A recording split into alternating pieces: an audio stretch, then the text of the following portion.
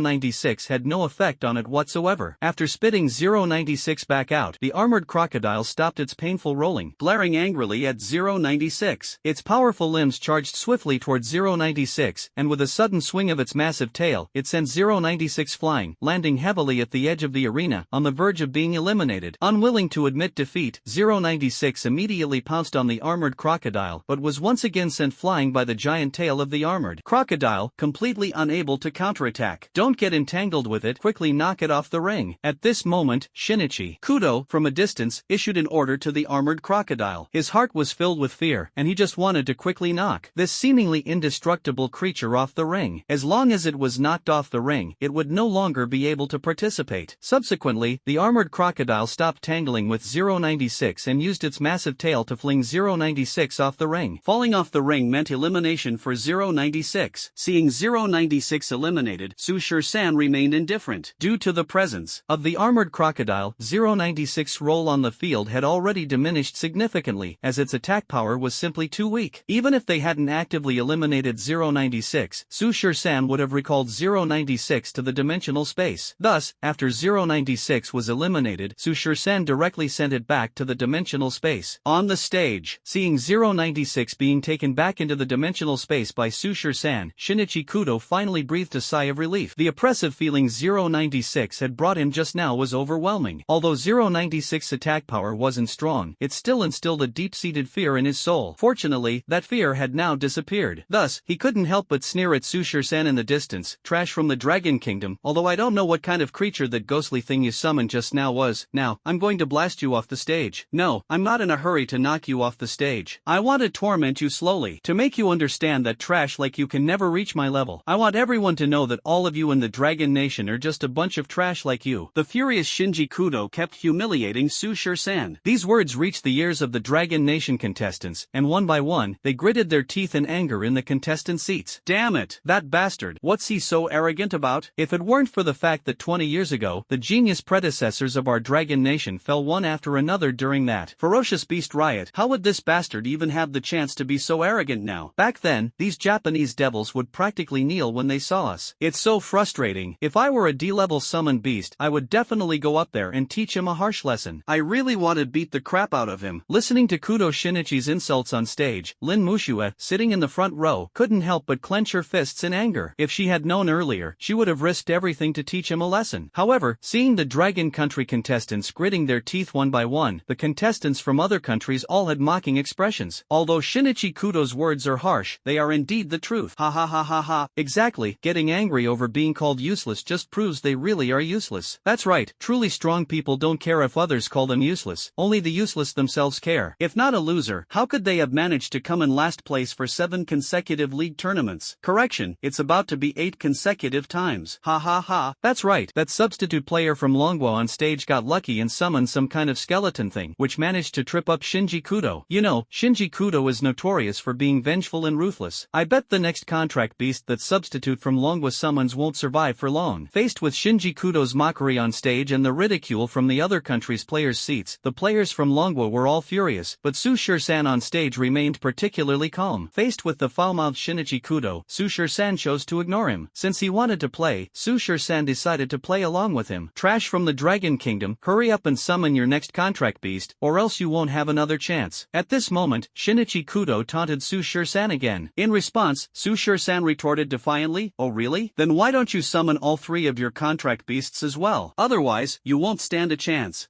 Trash is still trash. But congratulations, you've successfully added a bit more anger to my heart. Kudo Shinji stopped wasting words with Sushir-san and ordered the split-mouthed bear beside him to roar furiously before lunging at Sushir-san. As Sushir-san channeled the dimensional energy within his sea of consciousness, a dimensional gate slowly opened beside him. A person of similar height to Sushir-san, dressed in a black robe, stepped out of the dimensional gate. That's right, another person. This figure was tall and slender, draped in a black robe, and wearing a black round-topped hat. It looked undoubtedly human, with the peculiar detail being that it seemed to be wearing a mask, a bird beak mask, resembling the sharp, elongated beak of a hawk. But upon closer inspection, this doesn't seem to be a mask. The sharp, bird-like beak appears to be growing directly from its face. It's as if a person with a bird's beak, and it is none other than the Plague Doctor 049, whose popularity rivals that of the Undying War God 096. Like the Undying War God 096, the Plague Doctor 049 also possesses immortality, but its combat power is even more terrifying. When the containment facility was in chaos, 049 wanted to determine who was the strongest entity within the facility. So, taking advantage of the riot, it directly challenged all the contained entities in the facility one by one. It first killed a group of armed forces within the facility and then went after the internet-famous Peanut 173. Facing 173, the fastest entity in the world, the Plague Doctor crushed its head with a single stomp. Subsequently, he walked into the room of the Undying War God 096, slapped 096 across the face, and immediately crushed its head. Bloodthirsty, 049 slaughtered countless powerful containment entities along the way. He stomped on Mask 035's skull, killed the Corrosion Elder 106, and then encountered the Flame Demon 457. However, this time, the Plague Doctor 049 was beaten into retreat by Flame Demon 457. At this point, the Plague Doctor 049 decided to end this challenge. He understood that not all containment entities could be easily challenged. Creatures, like the False God 343, the Undying Lizard 682, and the Flame Demon 457, immortal and powerful beings, were challenges akin to the mathematical constant pi symbol, endless and unsolvable. Although many creatures in the containment facility possess abilities surpassing those of the Plague Doctor 049, his strength is still considered among the more formidable. In this world, casually tormenting a few D-class summoned beasts is a piece of cake for him. However, the people of this world are unaware of the terror of the Plague Doctor 049. When Sushir-san summoned another humanoid creature, they immediately began to discuss it fervently. What has this Dragon Nation substitute summoned now? Is this really a person? Why is it wearing a bird beak mask? I feel like that's not a mask. The bird beak seems to be part of its face. Could this be a humanoid beast summon? But a summon that looks so much like a human is really rare. I feel like it resembles more of a dark creature. Truly bizarre. Just how strong is this summon? Nonsense, just by looking at its physique, you can tell it's one of the weakest. It probably can't even withstand a single slap from Kudo Shinichi's split-mouthed bear. The crowd was abuzz with discussions about Plague Doctor 049, while over at the Dragon Nation contestants area, Sushir-san's teammates frowned deeply, staring at the stage. They were well aware of Sushir-san's two contracted beasts, but this time, the summoned Plague Doctor 049 was something they had never seen before. Could it be that this bird-beaked summoned beast was another random summon by Sushir-san? On the stage, Kudo Shinichi felt a surge of disdain as he saw Sushir-san summon yet another misshapen monster. However, recalling the peculiar performance of 096 earlier, Kudo Shinichi dared not let his guard down. He turned to his split-mouthed bear and armored crocodile, issuing a command, "Tear it apart for me." Under his command, the contract beast's split-mouthed bear and armored crocodile let out roars and began charging toward Plague Doctor 049. 049 looked at the two contract beasts with disdain in his eyes, his hands in his pockets, and slowly walked toward the armored crocodile and split-mouthed bear. His steps were calm and confident, showing no regard for these two D-class contract beasts. The split-mouthed bear and armored crocodile seemed to sense 049's contempt and immediately entered a state of rage. In the next second, they were right in front of 049. The split-mouthed bear swung its paw, large larger than a cooking pot, straight at 049's head. However, in an instant, it struck nothing but air. 049 had somehow already shifted to its side. Seeing this, the armored crocodile refused to be outdone and lashed its massive tail toward 049. But just as it was about to hit him, 049 once again moved like a phantom, dodging to the side. Not only did this attack miss 049, but it also accidentally struck the split-mouthed bear, sending it flying. Roar! The split-mouthed bear stood up angrily, roaring at the armored crocodile as if blaming this clumsy teammate. Watching these two foolish contract beasts, 049 kept his hands in his pockets, remaining calm and composed as he stood between them. This scene left the contestants from other countries in the audience utterly baffled, as they had no idea how 049 managed to evade the attacks of the split-mouthed bear and the armored crocodile. That bird-beaked figure seemed to possess the ability to teleport, moving from one spot to another in the blink of an eye, so fast that they couldn't see it clearly at all. It wasn't just them who were confused, even Shinichi Kudo on the stage was puzzled. Although his contracted beasts, the split-mouthed bear and the armored crocodile, were massive and bulky, that didn't mean they were slow. The speed of the split-mouthed bear and the armored crocodile shouldn't have been so easily outmaneuvered. Clearly, it was that bird-beaked figure's incredible speed that even Shinichi Kudo couldn't catch. At this moment, after their initial failed strike, the split-mouthed bear and the armored crocodile furiously launched another attack on 049, one from the left and the other from the right. Yet every time they tried to hit 049, he effortlessly dodged. The split-mouthed bear and the armored crocodile alternated their attacks, but they couldn't even graze the hem of 049's clothing. 049's figure flickered continuously on the stage, moving so fast that it almost formed a blurred afterimage. Seeing this, the contestants from other countries in the audience were completely dumbfounded. What's going on? How can that bird-beaked creature be so fast? So fast, I can't even see how he's dodging. What kind of creature is this? Its speed is unbelievable. In the national representative seats at the top of the dueling arena, the representatives of the 9 nations couldn't help but furrow their brows, as even they found it difficult to track the speed of 049. Among them, the representative of Siam couldn't help but exclaim, "What kind of creature is this? Its speed is as fast as my Xian night leopard cat. Was this bird-beaked creature summoned by an E-rank summoner?" The representative of India was equally astonished. The representative of the Bear Nation turned to the Dragon Nation's representative and said, "Lang Tian, your Dragon Nation has truly nurtured a remarkable talent." The Dragon Nation's representative, Xin Lang Tian, smiled faintly, but the representative of the Wa Nation beside him looked visibly displeased. The Wa Nation representative snorted coldly, "What's the use of just being fast? Does that mean it will only run away when fighting ferocious beasts?" Xin Lang Tian chose to ignore the Wa Nation representative's mockery. In the Dragon Nation's contestant seats below the stage, everyone watched 049, whose speed was so fast it was almost imperceptible, and exchanged bewildered glances. They suddenly felt that Su Shur-san on the stage seemed so unfamiliar. Was this still the Su Shur-san they knew? What exactly were these two creatures he had summoned in succession? Lin Mushue, sitting in the front, looked at Su Shur-san on the stage, her expression now completely different from before. In truth, the most astonished person was still Old Chen. As an expert in the study of summoned beasts, ferocious beasts, the two creatures Su Shur-san had summoned one after another far exceeded his understanding. On the stage, the armored crocodile and the split-mouthed bear continued their relentless attacks on 049, but in 049's eyes, these attacks were far too slow. It should be noted that 049 could easily evade the attacks of the world's fastest entity, the internet-famous Peanut, let alone these two small D-class contract beasts. Back when 049 battled the Pseudogod 343, he demonstrated teleportation-like speed in the face of 343's pulse attacks. Thus, the attacks of the split-mouthed bear and the armored crocodile seemed as slow as snails to 049. The proud 049 didn't even have the interest to strike back. Seeing his contract beasts unable to land a hit on 049, Shinichi Kudo's expression turned extremely grim. He commanded the split-mouthed bear and the armored crocodile, "Stop trembling together. Armored crocodile, use your giant tail to entangle him. Split-mouthed bear, guard his escape route from the perimeter." Despite Shinichi Kudo's instructions, the split-mouthed bear and the armored crocodile still couldn't touch 049. Throughout the encounter, 049 kept his hands in his pockets, exuding a calm and composed demeanor, as if everything was under his control. Witnessing this, Shinichi Kudo couldn't help but angrily shout at Su Shur-san, "You useless Dragon Nation scum, is your summoned beast only capable of dodging?" Facing Shinichi Kudo's provocation, Su Shur-san sneered disdainfully, his heart filled with absolute confidence in 049. He couldn't be bothered to waste time and directly gave 049 an order, "Finish them quickly." Upon receiving the command, 049's figure flickered and instantly appeared behind the split-mouthed bear. His palm emitted a glowing blue light, and with a gentle swipe of his slender hand, he sent the massive body of the split-mouthed bear flying, crashing heavily to the the ground. Immediately after, 049 appeared beside the Splitmouth bear again, stomping down forcefully. Blood splattered everywhere as the Splitmouth bear let out a miserable howl. The Splitmouth bear tried to stand up and counterattack, but in the next second, its right arm was pinned under 049's foot, causing blood to spurt once more. Then, 049 lifted his foot and delivered a kick, sending the severely injured Splitmouth bear flying out of the ring. If not for Su Shursan's order to refrain from killing, the Splitmouth bear would have already been crushed into pieces under 049's feet. At this moment, everyone watching the match was stunned, as the entire scene had unfolded far too quickly. From 049 knocking down the Splitmouth bear, to severely injuring it, to kicking it out of the ring, all of it happened in just a matter of seconds. Yet those few seconds completely shattered the worldview of every spectator present. Too fast. It was simply too fast. Everyone in the spectator stands saw 049 effortlessly defeat the Splitmouth bear in just the blink of an eye. Before the spectators could react, 049 charged toward the armored crocodile. To be honest, the armored crocodile was also a bit dumbfounded at this moment. The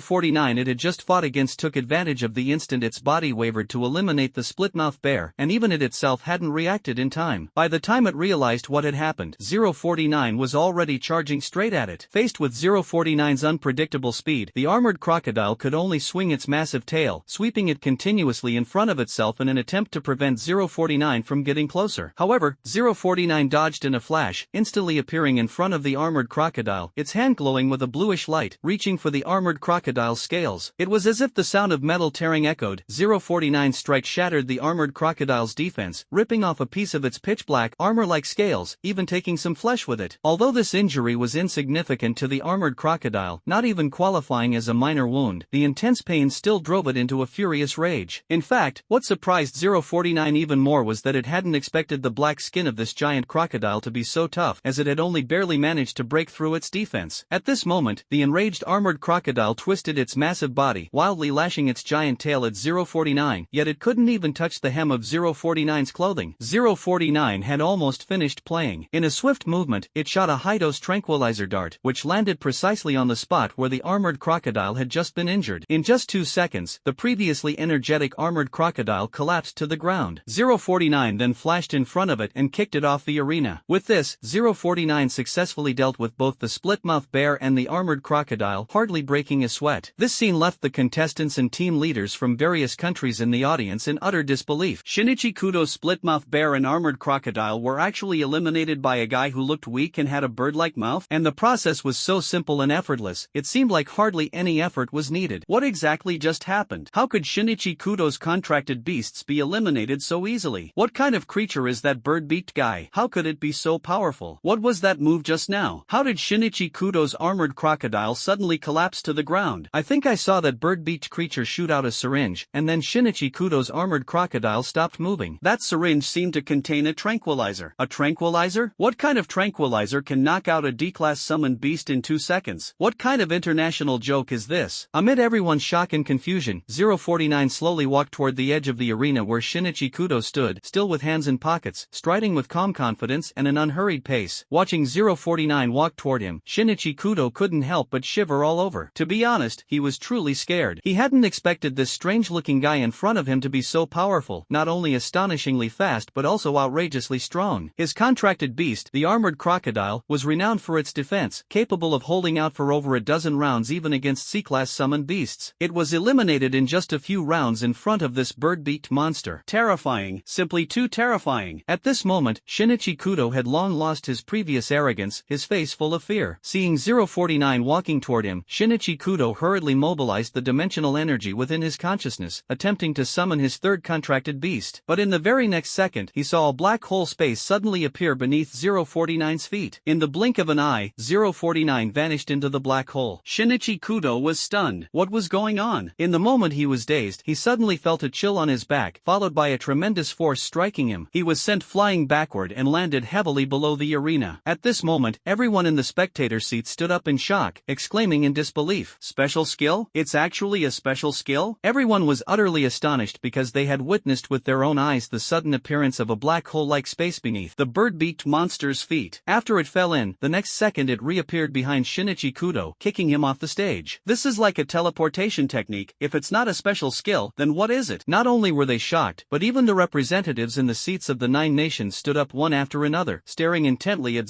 049 on the stage. Special skill. Another special skill. Just now, Lin Mushua's three-tailed fox charm skill had already amazed them, but this time, the special skill displayed by 049 left them utterly speechless. After falling into the underground black hole, he suddenly appeared behind Shinichi Kudo in an instant. What kind of heaven-defying special skill is this? One of the representatives from Bear Country exclaimed. Could this be the legendary skill of shrinking the ground to an inch? The representative from St. Row Country couldn't help but exclaim, this speed is more like teleportation. The representative from Eagle Country appeared very puzzled. It can't be teleportation. If it were truly teleportation, then why would he create a black hole space under his feet? It seems more like a ground shrinking special skill, but how could it be so incredibly fast? Even the representatives of the 9 nations couldn't figure out what special skill 049 was using. Only the representative of the Wa nation looked grim and unusually uneasy. In fact, most of their guesses were inaccurate. The skill that the bird-beaked Dr. 049 just displayed was neither teleportation nor space compression, but an even more powerful ability, pocket dimension. So, what is a pocket dimension? It is precisely the black hole space generated under 049's feet, a separate dimension capable of absorbing all energy, elemental attacks. It can also instantly transport him to any location within his line of sight and pull enemies into this pocket dimension. For example, when someone fires a bullet at 049, he only needs to generate such a black hole space in front of him, and the bullet will be swallowed, causing him no harm at all. Even elemental energies like fire and lightning can be absorbed. However, this godlike pocket dimension ability is not innate to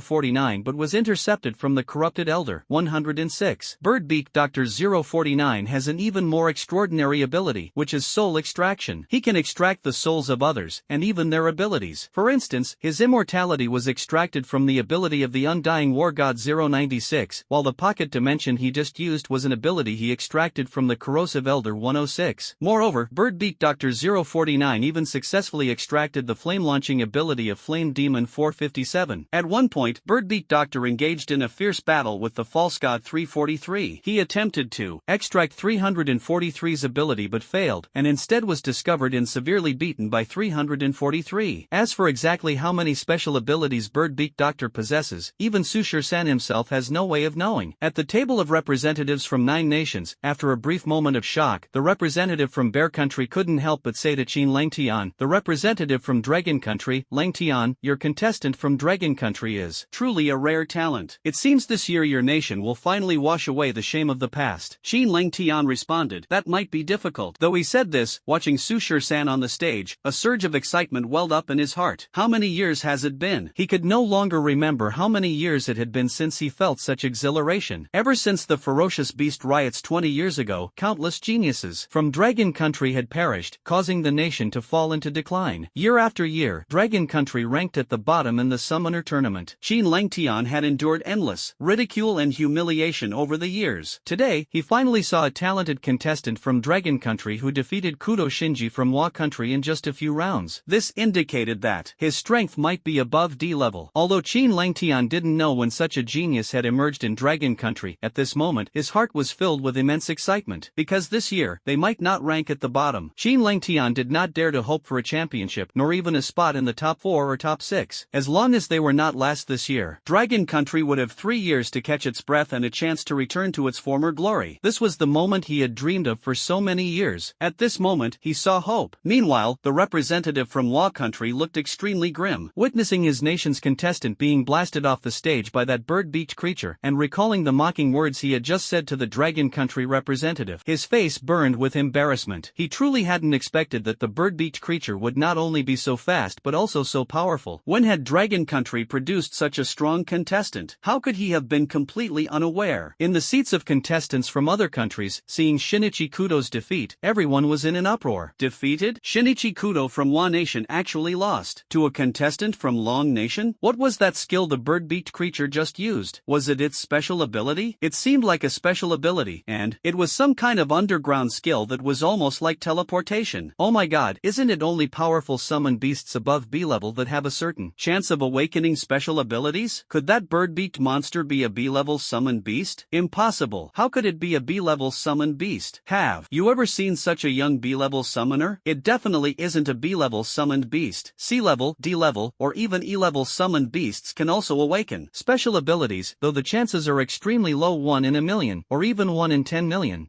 What kind of ridiculous luck does this Long Nation contestant have to summon summon such an extraordinary summoned beast? Then what level is this Long Nation contestant's summoned beast? I can't figure it out at all. I estimate it's at least D level, and a very powerful one at that, or maybe even C level. C level? Long Nation has C level summoners now? That's impossible. While contestants from other countries were engaged in heated discussions, the Long Nation contestants' seats were unusually quiet. To be precise, there was complete silence. They looked at Sushir-san on the stage as if they were looking at a monster, a stranger. As a substitute for the second team, Sushir-san had never been taken seriously, and even during training matches, his performance was always mediocre. Yet today, he seemed like a completely different person. Not only did he appear unfamiliar, but even the summoned beast he had called forth was something they had never seen before. Could it be that this guy had been hiding his strength all along? Yes, that was the only possibility. But why would he hide his strength? Was it to make a stunning debut at this tournament? Up front, Lin Mushua's eyes sparkled with a peculiar light as she watched the bird-beaked creature summoned by Sushir-san easily defeat Shinichi Kudo. She had never imagined that the usually quiet and shy Sushir-san from the second team could possess such formidable strength. Further ahead, Old Chin was staring intently at the bird-beaked Dr. 049, his eyes gleaming. As an expert in summoned beast research, he was itching to drag 049 into a laboratory for study. This creature seemed to be calling him, carrying an air of mystery, like an unknown realm. It was like a person who was extremely hungry suddenly seeing a tempting cake before them. Now, looking at the Wa country's players' bench. At this moment, the players from Wa country had gloomy expressions, appearing very embarrassed. How could they have imagined that Kudo Shinichi, ranked second in the team, was no match for that Dragon Country contestant? Could it be that only their strongest, Watanabe Tingchong, could compete with him? Dragon Country contestant Sushir-san wins. Wa country's third-ranked contestant Kudo Shinichi loses. Will the Wa country team please send up their next contestant? As the referee's voice fell, it not only announced Kudo Shinichi's defeat but also meant that the Wa country team needed to send another contestant to the stage. Shinichi Kudo was the third contestant sent by the Wakoku team. The first two, Kenjiro Sakai and Taro Kirikawa, were both defeated by Lin Mushua, while the third, Shinichi Kudo, was defeated by Sushir-san. On the Longwa side, 7 contestants have already been eliminated, leaving Sushir-san as the last one standing. If Sushir-san loses, Longwa will be completely eliminated in the revival round. However, the Wa Nation team can still send out 4 more players, and their strongest combatant, Watanabe Tingchong, a sea-level summoned beast, has yet to compete. Therefore, most people still believe that the Wa Nation team is bound to win. Regarding Shinichi Kudo's defeat, a member of the Wa Nation team said to their leader, Ryuhei Tanaka, Teacher Tanaka, Kudo has already lost. Please send out Watanabe. We must show the Dragon Nation the strength of our Wa Nation and wash away the shame from earlier. In response, the Wa Nation leader Ryuhei Tanaka shook his head and said, No, Watanabe is our Wa Nation's strongest combatant and must be saved for the final round. Moreover, the summoned beast that the Dragon Nation player brought out is quite peculiar. We have yet to fully grasp its true strength. If we rashly send Watanabe, he might encounter unexpected trouble. Therefore, we must first figure out the full capabilities of that bird-beaked creature to ensure Watanabe's absolute victory. Ryuhei Tanaka is a very cautious person and did not adopt the suggestion of the Yamato player just now. The caution of Yamato team leader Ryuhei Tanaka stems from the importance of this match. This is a revival match that determines advancement. If they lose this battle, they will be completely out of the running for advancement and can only compete for the second-to-last position. Initially, the news of drawing the Dragon Nation as their opponent had them overjoyed, as Kenjiro Sakai could almost single-handedly defeat the 8 players from the Dragon Nation. They originally thought that advancing to the next round was a sure thing, but unexpectedly, a hidden expert from the Dragon Kingdom emerged. They absolutely cannot afford to lose this match. As of Shinichi Kudo's elimination, only 3 contestants from the Wa Kingdom had been eliminated, leaving 4 contestants still eligible to compete. Therefore, Ryuhei Tanaka decided to let the other contestants test Sushir-san's strength first and then send out Watanabe Tingchong as the final player. So, Ryuhei Tanaka said to Shota Murakami, who ranked 5th in overall strength, Murakami, this round, it's your turn. Shota Murakami immediately responded, Yes, I will definitely win this for Wakoku. As Shota Murakami stepped onto the stage, the referee announced, the 4th contestant from Wakoku, Shota Murakami, will face the contestant from Longwa, Sushir-san. Seeing that Wakoku did not send out their strongest, Watanabe Tojo, the contestants from other countries began to discuss. What happened? Even Kudo Shinichi from the Wa Kingdom was defeated. Why haven't they sent out their strongest, Watanabe Tingchong? Probably because the Wa Kingdom's team leader thinks the Dragon Kingdom's contestant is quite strong and wants to test the waters first. Even if the Dragon Kingdom's contestant has some strength, they shouldn't be a match for Watanabe Tingchong, right? Not necessarily. I think Sushir-san from the Dragon Kingdom is incredibly mysterious in terms of strength. Maybe he can truly go head-to-head head-to-head with Watanabe Tingchong. Ridiculous, Watanabe Tingchong is a C-level summoner. Do you understand the gap between a C-level summoned beast and a D-level summoned beast? Although this Dragon Nation contestant is mysterious, he should just be a D-level summoner and is absolutely no match for Watanabe Tingchong. What is the Wa Nation doing? Why not just send out Watanabe Tingchong directly? Why go to all this trouble? Amid the discussions in the spectator seats, Shota Murakami on the stage had already summoned 3 contracted beasts and begun battling Sushir-san. Shota Murakami's overall strength was inferior to Kenjiro Sakai. Although he was a D-level summoner, he only had 1 D-level contracted beast, while the other 2 were E-level, making his strength mediocre. In the eyes of 049, Shota Murakami's 3 contracted beasts were nothing more than opponents that could be easily dealt with. Ultimately, he was kicked off the stage, and the match ended in his defeat. Seeing Shota Murakami unable to match 049, the expressions of the Wa Nation's team leader Ryuhei Tanaka and the other contestants turned extremely grim. Although Shinji Kudo had already lost, they hadn't held any hope that Shota Murakami could defeat Sushir-san. However, losing 2 matches in a row was hard for them to accept. After Shota Murakami was eliminated, the Wa Nation sent out their 5th contestant. But this contestant was even weaker, merely an E-rank summoner with only 2 E-rank contract beasts, completely no match for 049, and was eliminated within a few rounds. Next, the Wa Nation sent out their 6th contestant, but their strength was even lower. The Wa Kingdom team ranks 4th in overall strength among the 9 nations. They have a powerful C-rank summoner holding the fort, along with 4 D-rank summoners, Kudo Shinichi, Kiriko Taro, Sakai Kenjiro, and Murakami Shota, making their overall strength quite formidable. Looking at the Dragon Kingdom, including Lin Mushua, there are only 3 D-rank summoners, and apart from Lin Mushua, the other 2 are not even as strong as Wa Kingdom's Sakai Kenjiro, making the gap evident. In addition to the Wa Kingdom, the Holy Luo Kingdom, Bear Kingdom, and Eagle Kingdom all have C-rank summoners holding the fort, and the Eagle Kingdom and Bear Kingdom even have more than 1 C-rank summoner. As for the countries of Tianju, Siam, Yu, and Bangzi, although they do not have C-level summoners, the number of D-level summoners far exceeds that of the Dragon Country. Since the ferocious beast riots 20 years ago, the strength of the Dragon Country has always been at the bottom. But this year, the Dragon Country has finally produced a dark horse. This dark horse's strength is mysterious, and the summon contract beast is equally enigmatic, having already defeated 4 players from the Wa Country in succession. Both sides have arrived at the ultimate PK showdown. On the Dragon Kingdom's side, Sushir-san was the 8th contestant to appear. The Wa Kingdom, on the other hand, sent their strongest fighter, Watanabe Tingchong, as the final combatant. Therefore, if Watanabe Tingchong from the Wa Kingdom loses this battle, they will be completely eliminated. On the other hand, if Sushir-san from the Dragon Kingdom is defeated, the Dragon Kingdom will also be completely eliminated. However, contestants from other countries are all optimistic about Watanabe Tingchong from the Wa Kingdom team, believing that the Wa Kingdom team is bound to win. After all, the Wa Kingdom team's strongest combatant, Watanabe Tingchong, is a C-level summoner who also commands a C-level contract beast. Having a C-level summoned beast means possessing the ability to control the entire situation, something that a D-level summoned beast cannot compare to. When Watanabe Tingchong entered the stage, the players from the Dragon Kingdom all broke into a cold sweat for Sushir-san. Although Sushir-san had already lost 4 matches in a row to the Wa Kingdom, they still did not believe Sushir-san could win. After all, the Wa Kingdom team had sent out a C-level player. Even though Sushir-san now appeared extremely unfamiliar, as if he had suddenly gained mysterious and powerful strength, seemingly having deliberately hidden his abilities earlier, at most, he was still just a D-level summoner and absolutely could not be a C-level summoner. In the case of facing a Class C summoner, a Class D summoner has almost no chance of winning. Even if the bird-beaked monster summoned by Sushir-san is powerful, the contestants from Longwood do not hold much hope in their hearts. Being able to reach this point and force Watanabe Tingchong to take the stage is already a great honor for Longwa. Nevertheless, deep down, all the contestants from Longwa still hope that Sushir-san can win this match, because, for 7 consecutive tournaments, their Dragon Kingdom had never advanced to the second round of the knockout stage. Sitting in the front, Lin Mushua stared intently at Sushir-san on the stage, her slender hands involuntarily clenching. She silently thought to herself, will there be hope this time? On the stage, Watanabe Tingchong stepped onto the field and looked at Sushir-san on the opposite side. Although his face carried a solemn expression, a hint of disdain flickered in his eyes. After observing the probing attempts of the other Japanese players earlier, Watanabe Tingchong had roughly figured out the abilities of that bird-beaked creature. First, the bird-beaked creature was extremely fast, and its attacks were quite powerful, easily piercing through the defenses of Kudo Shinji's D-rank contract beast, the armored crocodile, though it couldn't inflict serious injuries. It could also launch a needle-like substance resembling a tranquilizer, causing summoned beasts to quickly fall into unconsciousness. What Watanabe Tingchong feared the most was that this bird-beaked monster possessed a special skill similar to shrinking striking the ground into inches, allowing it to create a black hole space under its feet and almost instantly appear behind you after falling into it. This was undoubtedly the most alarming aspect for Watanabe Tingshon, but as long as he maintained full-body defense and stayed vigilant when he saw the monster using this skill, guarding against it appearing behind him, it wouldn't pose a threat. Therefore, when facing this bird-beaked monster, Watanabe Tingshon was still full of confidence. As for the skinny, skeletal figure that Su Shisan initially summoned, Watanabe Tingshon didn't take it seriously at all. 096, although possessing an immortal body and cannot be killed no matter how it's attacked, has relatively weak offensive power. As long as it is blasted off the ring, there's no need to worry. Therefore, Watanabe Tingshon remained very confident in himself. Facing Su Shisan, he couldn't help but say, "Dragon countryman, your luck is good, and your summoned beast is powerful, but you are not my match." In response, Su Shisan merely sneered, "You are country people, are you all foolish creatures who stick your butts up to look at the sky? Stick your butt up and look at the sky?" Watanabe Tojo was a bit confused, but the Dragon Nation contestants couldn't help bursting into laughter after hearing it. Stick your butt up and look at the sky, doesn't that mean having eyes but failing to see? What a perfect insult. Hearing the laughter from the Dragon Nation contestants' side, Watanabe Tojo immediately understood that Su Shisan's earlier remark was definitely not well-intentioned. He felt both angry and humiliated. "Very well, Dragon Nation person, I will make you understand the gap between a C-level summoner and a D-level summoner." Tunchong Watanabe regarded Su Shisan as a D-level summoner. In fact, Su Shisan himself was not sure what level of summoner he currently was. After awakening the system, all the contract slots in his sea of consciousness disappeared, and the two contract beasts signed with the original owner also vanished without a trace. Now, Su Shisan could only summon the beasts provided by the system. As for the summoned beasts in the system, they were currently all containment items from the accumulated gold, a codename, association, with no further updates for the time being. For example, the Undying War God 096, Plague Doctor 049, Internet Celebrity Peanut 173, Corrosion Elder 106, Immortal Lizard 682, Flame Demon 457, False God 343, Seraph 001. Most of the containment objects of the Foundation are within the system. However, Su Shisan can currently summon only a portion of them, and their strength is relatively average. For instance, the Undying War God 096, Masked Man 035, Corrosion Elder 106, and Immortal Lizard 682, whose strength is relatively weaker. As for Birdbeak Doctor 049 and Internet Celebrity Peanut 173, they are currently the strongest forces Su Shisan can summon. As for extremely powerful containment objects like Flame Demon 457, False God 343, and Seraph 001, Su Shisan currently lacks the qualifications and ability to summon them. Summoning them would directly drain the dimensional energy in his sea of consciousness. Containment objects like Undying War God 096 and Immortal Lizard 682, although possessing immortality, have average combat power and lose their usefulness once knocked out of the arena. Therefore, the dimensional energy required to summon them is not much. With the dimensional energy currently in Su Shisan's sea of consciousness, he can probably summon 3 containment objects of relatively equal strength at the same time. By this calculation, Su Shisan is actually a D-level summoner, not a C-level one. However, while the level can be calculated this way, the strength cannot. The creatures Su Shisan summons are all powerful containment objects from the accumulated gold society, such as Plague Doctor 049. With 049's abilities, it should have no problem taking on a C-level summoned beast one-on-one, and could even handle it with ease. Therefore, in terms of true strength, Su Shisan might be even stronger than the C-rank summoners in their eyes. At this moment, the Wa country contestant Watanabe Tingshong had already opened the dimensional gate and summoned his 3 D-rank contract beasts. Watanabe Tingshong's 3 D-rank contract beasts are the Redline Snake King, the Saber-Toothed Striped Tiger, and the Blackhorn Wild Bull. The Redline Snake King is a snake over 3 meters long, with a dark hue and a red line running along its back. The Redline Snake King in Watanabe Tingshong's hand, although not particularly strong in attack power and even slightly inferior to Kiriko Ataro's one-horned black python, is an extremely venomous creature. If bitten by it, even a Class C summoned beast, ferocious beast, cannot resist the venom of the Redline Snake King. Without an antidote, one would succumb to the poison within a minute. It is Watanabe Tingshong's most cherished Class D summoned beast. His second Class D contracted beast, the Saber-Toothed Tiger, is a massive tiger demon. Its lower jaw is equipped with 2 sharp teeth longer than swords. If accidentally pierced by these saber teeth, one would feel a chilling cold instantly, as its attack power is incredibly strong. Watanabe Tingshong's third contracted beast, the Blackhorned Wild Bull, is an even larger bull demon with a pair of enormous black horns on its head. Once it enters a combat state, it becomes berserk, and if struck by its horns, even a Class D summoned beast would suffer severe injuries. Watanabe Tingshong did not rush to summon his Class C summoned beast but instead used his 3 Class D contracted beasts to test the opponent's limits. At this moment, on Su Shursan's side, Plague Doctor 049 remained calmly standing in front of him, his gaze as tranquil as still water, seemingly indifferent to Watanabe Tingchong's 3 contracted beasts. Facing 049 alone, Watanabe Tingchong said to Su Shursan, "Dragon countryman, are you sure you dare to fight me with just one summoned beast? I advise you to summon all your contracted beasts quickly, or you will lose your chance." So far, Su Shursan has only revealed 2 summoned beasts, the Undying War God 096 and the Bird-beaked Dr. 049 currently before him. His 3rd summoned beast has yet to make an appearance. In response, Su Shursan replied indifferently, "To deal with you, this is enough." Hearing this, Watanabe Tingchong didn't get angry but instead laughed. "Good, very good." Then, without further words, he directly ordered his contracted beasts, the Black-Horned Wild Bull and the Red-Line Snake King, to attack the Bird-beaked Dr. 049. Meanwhile, the saber-toothed striped tiger remained in front of him, guarding him. Watanabe Tingchong was well aware that Su Shursan's Bird-beak summoned beast possessed the special skill of shrinking the ground into inches, making it incredibly fast. If it managed to exploit a gap, it would be too late for regrets. Therefore, the saber-toothed striped tiger had to stay by his side at all times. With the tiger's defensive power, attack strength, and explosive speed, even if the Bird-beak monster launched a surprise attack, he wouldn't need to worry too much. Upon receiving Watanabe Tingchong's command, the black-horned mad bull charged at Bird-beak Dr. 049 like a lunatic, its eyes glowing red. The venomous Red-Line Snake King slithered alongside the black-horned mad bull, its black and red eyes fixed on 049, seemingly ready to ambush at any moment. Faced with the onslaught of the black-horned mad bull and the Red-Line Snake King, 049 remained calm and unhurried, dodging with ease. The black-horned mad bull was fast, lowering its head and charging wildly with its massive horns, but this foolish bull stood no chance against the lightning-fast 049. Instead, it was constantly toyed with by 049. At one point, 049 even pulled out a red cloth from who knows where, holding it with both hands. Each time the black-horned mad bull lunged with its horns, 049 would sidestep and dodge the attack, as if performing a bullfighting show. Watching 049 on stage continuously toy with his black-horned mad bull, Watanabe Tingchong gritted his teeth in anger. However, when he noticed his Red-Line Snake King gradually slithering closer to 049, a sly smile crept onto his lips. Though snakes lack legs, their speed far surpasses that of most legged creatures. Especially when a snake spots its prey and begins the hunt, its explosive power is truly terrifying. Watanabe Tingchong was very clever. He had the black-horned wild bull feint an attack on 049 while the Red-Line Snake King slowly approached, then launched a fatal strike. Soon, the Red-Line Snake King found its opportunity. In the instant 049 sidestepped to dodge, it suddenly burst forth with astonishing speed. Its body leaped into the air, and in the blink of an eye, it was in front of 049, biting into his body and sending him flying. Seeing his Red-Line Snake King bite 049, Watanabe Tingchong could no longer suppress the smile at the corner of his mouth. His Red-Line Snake King was a highly venomous creature. Once bitten by it, even a C-rank summoned beast couldn't withstand its poison. This time, the victory was as good as secured. The other contestants from various countries watching the scene immediately held their breath and whispered among themselves, "I heard Watanabe Tingchong's Red-Line Snake King is venomous enough to take down even C-rank summoned beasts. I wonder if that bird-beaked creature summoned by the contestant from the Dragon Nation can withstand it. Are you kidding? Of course it can't. I heard Watanabe Tingchong's Red-Line Snake King has already killed many beasts of the same rank with its venom. Once bitten, without the antidote provided by Watanabe Tingchong, death is certain. Then this time, the contestant from the Dragon Nation is going to be eliminated, right? Obviously. Unless the Dragon Nation contestant summons an even stronger creature." Listening to the discussions of contestants from other countries, the Dragon Nation's contestant area was filled with tension, as everyone felt their hearts in their throats. They were well aware of the terrifying power of Watanabe Tingchong's Red Thread Snake King, and thus were deeply worried about the bird-beaked creature summoned by Su Shursan. The faint hope for victory in their hearts gradually faded away. Only Su Shursan on the stage remained composed as he looked at 049, who had been bitten. What a joke! 049's real name is Plague Doctor, capable of curing all diseases. How could such a trivial snake venom possibly harm him? Moreover, 049 had acquired the abilities of the Undying War God 096, granting him immortality. If immortality could be undone by snake venom, then the Undying War God 096 would have died countless times already. Thus, on the stage, after 049 was bitten and knocked away by the Red Thread Snake King, he struck the snake with his glowing blue hand, leaving a wound dozens of centimeters long on its body. Then, with a powerful kick, he sent the Red Thread Snake King flying, breaking free from its bite. Seeing his Red Thread Snake King kicked away, Watanabe Tingchong sneered continuously. After all, his Red Thread Snake King had already bitten that bird-beaked creature, and the venom had entered its body. He then said to Su Shursan on the stage, "My Red Thread Snake King has already bitten your son summoned beast. Without the antidote I provide, your summoned beast will die from the venom within a minute. I advise you to surrender immediately, or I won't give you the antidote. The Summoners Tournament does not explicitly prohibit killing an opponent's summoned beast, but if an opponent's summoned beast dies at your hands, it is considered a disgraceful act by competitors from all nations. The competition has a clear rule: stop at the point of contact, as it is a friendly match. Therefore, even if there is deep hatred between participants, they will not kill each other's summoned beasts. This is why, earlier, when Sushir-san faced H1 Taro and Kuta Shinji, the players from the Wa Nation, he instructed 049 to hold back. Otherwise, with 049's ruthlessness, it would have crushed the opponent's head with a single move, leaving no survivors. Watanabe Tingchong naturally wouldn't dare to risk universal condemnation by openly killing Sushir-san's summoned beast. Hence, he made it clear to Sushir-san that as long as he surrendered, he would immediately provide the serum to save his summoned beast's life. If Sushir-san refused and disregarded his summoned beast's life, then he could not be blamed for what happened. In response, Sushir-san said, "I also advise you to surrender immediately, or it won't look good when my summoned beast kicks you off the stage later." Hearing this, Watanabe Tingchong sneered, Fine,